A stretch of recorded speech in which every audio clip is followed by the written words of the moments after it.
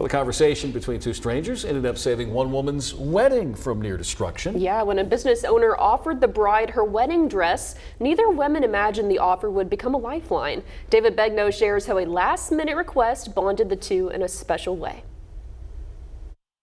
Sometimes you get these feelings and you say things, and as it was coming out of my mouth, I even was like, this is really weird, but would you like to borrow my wedding dress?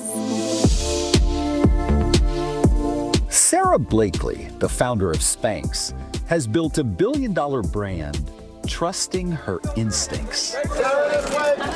I remember on this one particular day, years into selling fax machines, I pulled off the side of the road, and I remember distinctly thinking, I'm in the wrong movie. Call the director, call the producer, cut, this is not my life. And it was 2 years later that I cut the feed out of control top pantyhose to wear white pants to a party because I wanted to look smooth and not have panty lines. And so the second I did that, I thought, I don't know if this is my idea, but I'm gonna try to make it. That's just who Sarah is. So this next story won't come as a surprise. I went for a hike, and there was a bunch of people on the hike that I had never met before. And I struck up a conversation with this one woman, her name was Natalie, and at one point she said, well, I'm engaged, I just got engaged and I'm gonna be getting married. And David, in that moment, I don't know why, I said, oh, well, you should wear my wedding dress. I totally didn't know what to say, and I said, you know, that I was kind of set on dress shopping with my mom, which I was. And I didn't hear from her for almost a year.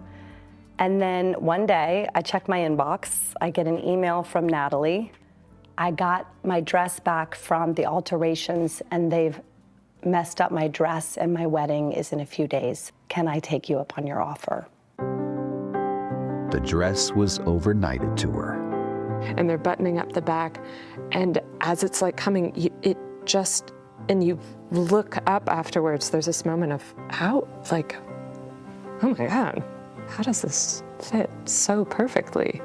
When you saw it on her in a photo, what'd you think? I cried because it looked like it was made for her. And I just remember thinking, that's really cool. That kick-started a chain of events over the next decade. I turned to my team and said, let's put it on my Instagram, and the Sisterhood of the Traveling Wedding Dress started. LaJean Thomas joined that sisterhood in 2020 after the store she bought her dress from shut down during the pandemic.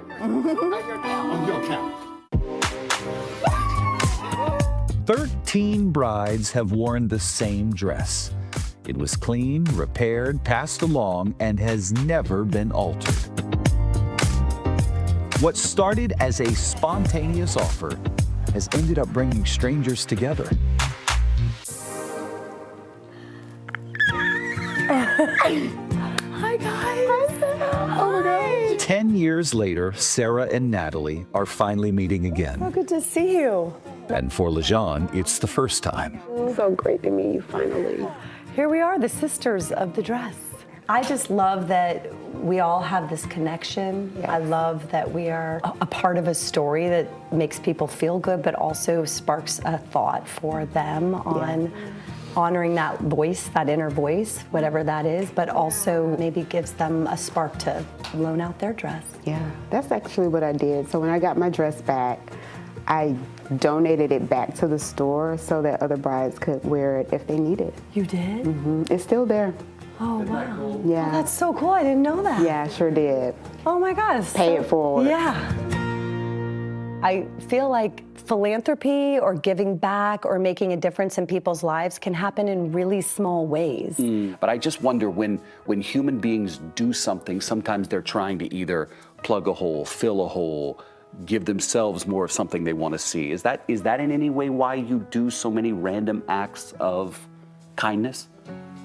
Have you thought about that? I think that stems from like seeing my mom and my grandmother's lack of options and having that kind of quiet pain growing up, feeling that for them, and thinking about like how I could just help women and support women. It's a lesson in listening to your gut. Something's coming to me, and it is lean into the weird moments. Lean Totally. into what feels weird. Totally. Like just lean into it. What do you have to lose? Yeah. You got nothing to lose. Yeah. This is what I would love everyone to know. The weird stuff and the things that feel embarrassing, they make the best stories. Amen. And that's how you truly connect with other people.